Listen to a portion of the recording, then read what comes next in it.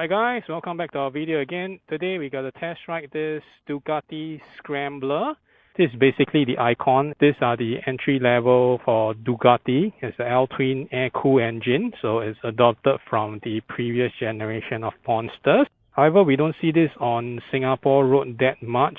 I'm not sure why. It's supposed to replace the Monster. I guess the Ducati's riders are tending to move towards a more powerful bike.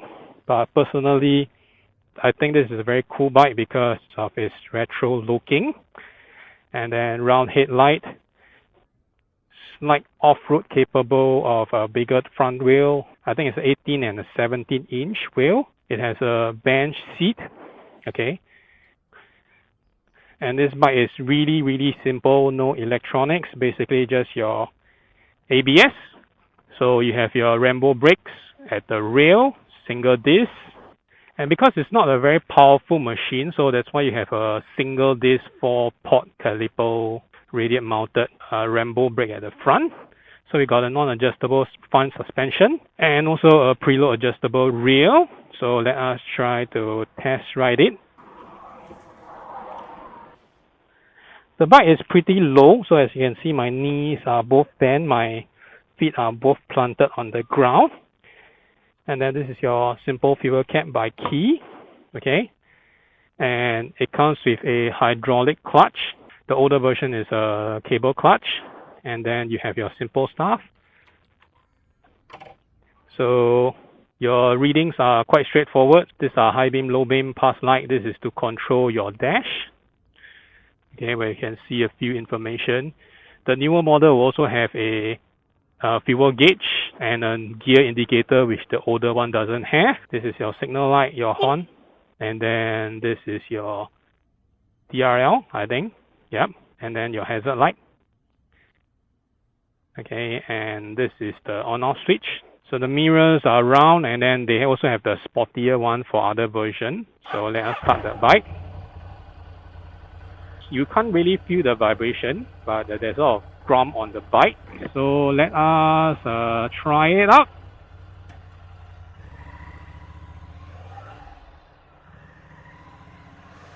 Okay, the seat is pretty comfortable, I would say. Okay, and the sound is quite raw. It's not loud, but it's very tame. The handlebar is really wide. Okay, really like a scrambler.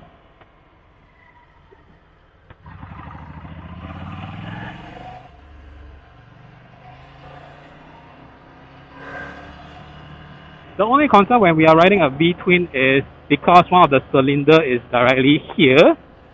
So if you are riding at a very slow speed, it will tend to heat up and you can feel the heat.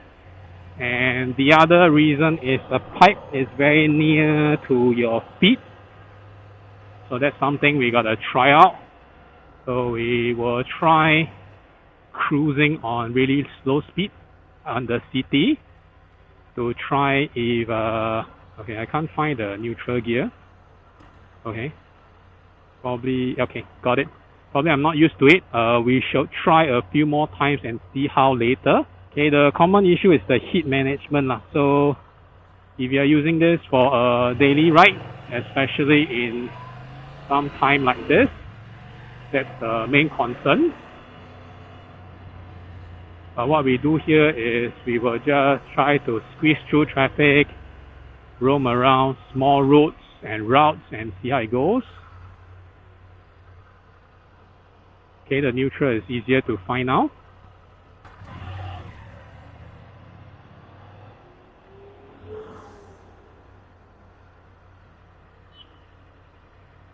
Okay, the suspension is a little bit soft. When you squeeze on it, you can feel that the fork actually sinks, probably because of the long travel as well.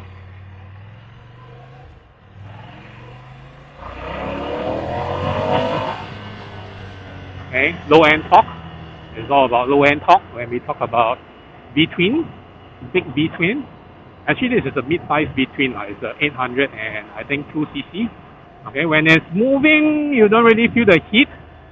But once you are stationary waiting for the stoplight, you can actually feel it. especially on your right hand side, your right thigh and your right butt.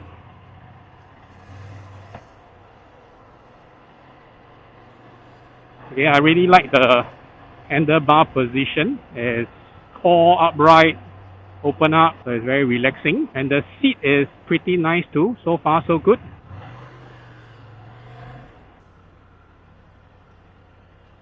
Okay, so once you are stationary, I can feel the heat here coming from the exhaust header and also the cylinder head of the bike. Okay, just interesting, this is still a bar kind. I thought the Scrambler should be a claw kind, something like this. The dash is quite simple, so range, trip 1, trip 2, total, and then some setting. And the tachometer is really weird, it's this direction, not here. So it's at the lower circle, so I also have a time. Simple stuff.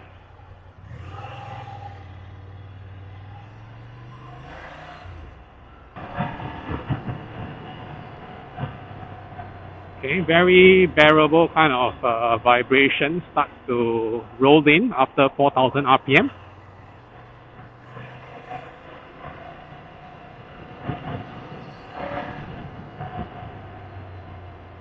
Okay, the engine brake is not very heavy.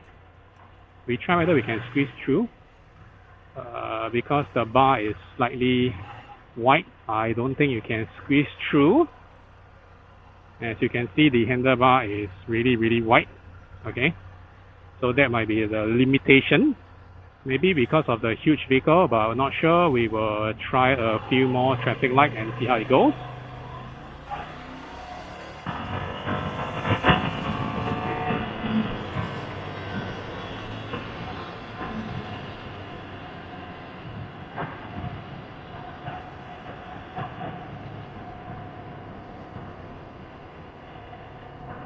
Okay, let's head out to the highway and then we will see how it performs on the highway. Okay, I'm feeling the heat again. So you definitely can't wear shorts on when you're riding a Ducati. No problem on the left side of the feet. Let's go.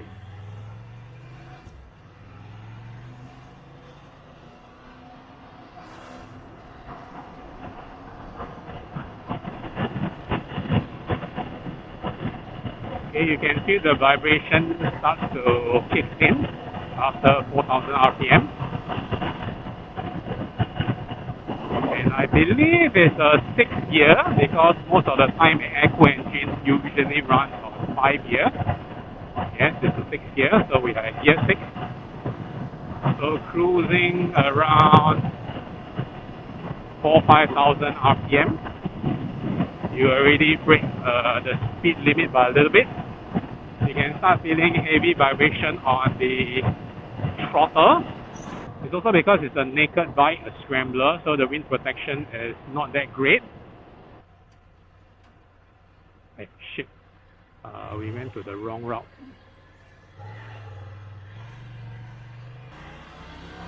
So when you are cruising on a higher speed, then you need to take note that you need to fight against the wind resistance.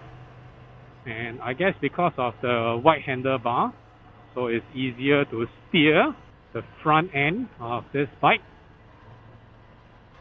Okay, it has plenty of power to do uphill climbing, so no issue with that. And the bike is really light that you can really bend it around the corners or the curve you said. Okay, it doesn't really resist, or you don't really need a lot of force to get it steer to the angle that you want.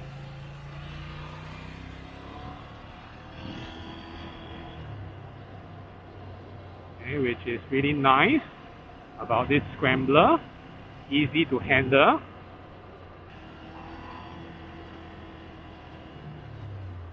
Okay, the brakes are a little bit disappointing. because we expect a stronger bite, but it didn't. It didn't have a very strong initial bite, and probably because of the suspension is also a little bit soft, the front end, or maybe the rider is heavier. I don't think this is a very good machine for spirited ride. I think it's really good for lazy B-road riding. Definitely not pushing it to the extreme, because it doesn't give you a lot of confidence when you are pushing it to the extreme. And the suspension is pretty soft and comfortable to ride through slow bumps. So I guess this is what the Scrambler is designed for. Pretty much comfortable in a lower speed context or mid-speed context, which is, I guess, very suitable for Singapore roads.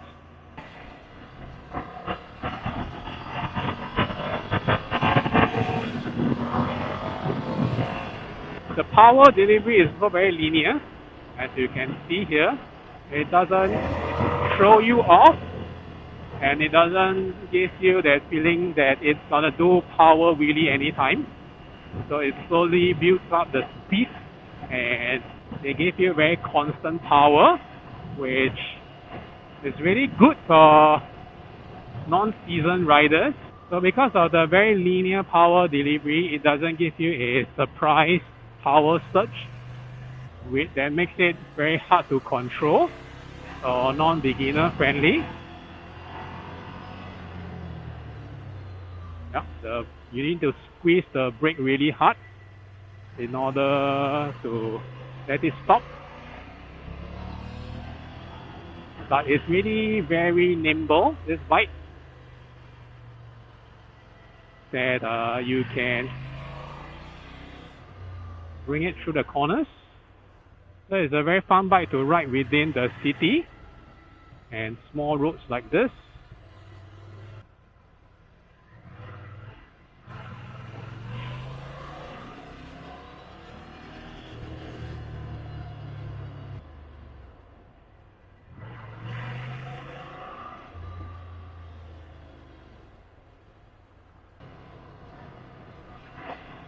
I think so far, so good. It's a fun city machine. We keep emphasizing this. I'm interested. Actually, I'm keen to own one someday, because it's really fun. So right now, I think we need to try out 2 more items before we can conclude this. So first is to squeeze through traffic, whether this guy has the capability to do lane splitting. That's number 1. And also a U-turn, so how well it does a U-turn before we return the bike. Hopefully we can find a really jam-packed kind of traffic light where we can test out the lane splitting capability. Okay, really once you stop, you can feel the heat coming up.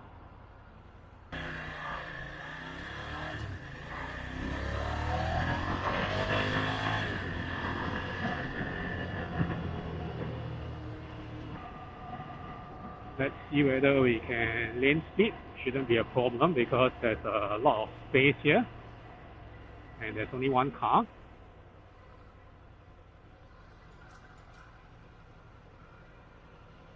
Okay, and the steering angle is not that bad also.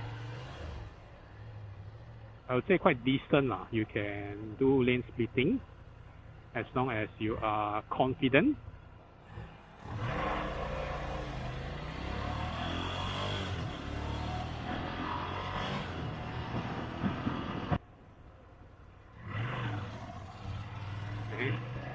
There's plenty of torque, so even starting off at gear 3 is not an issue.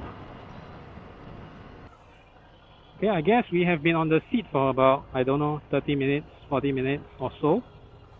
Basically, it's quite comfortable.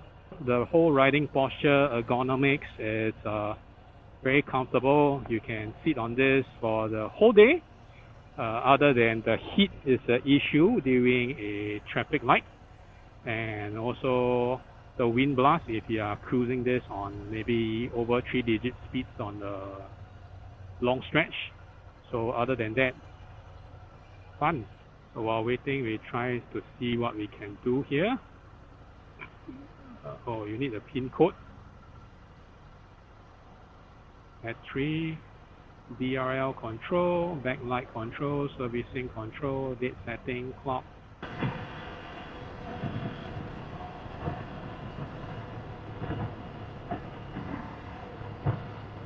Okay, because the power delivery is really smooth. Oh yeah, roadworks ahead. I would say that this cannot be a hooligan bike, or we can say that the Scrambler is not a hooligan bike.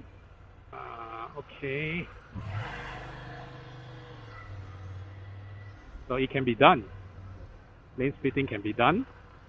Okay, just now we were saying that this is not a hooligan bike. The reason being is because the power delivery is so smooth, so linear that it doesn't show you off when you rev the throttle.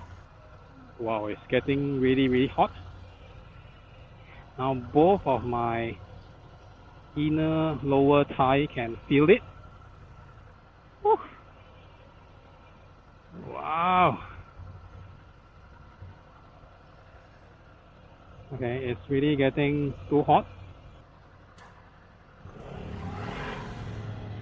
Okay, once it starts moving, wow, it feels much better. You definitely don't want to get stuck in the traffic with this bike, for sure. Okay, now we will make a U-turn, and then we will return the bike back. So let's see how well. Oh, very easy, really very easy, as we predicted, because the bike is very nimble and easy to maneuver. Okay, well, we are back. Okay, that's all for this review on this Ducati Scrambler. Thank you for watching this video. See you on the next one. Bye bye.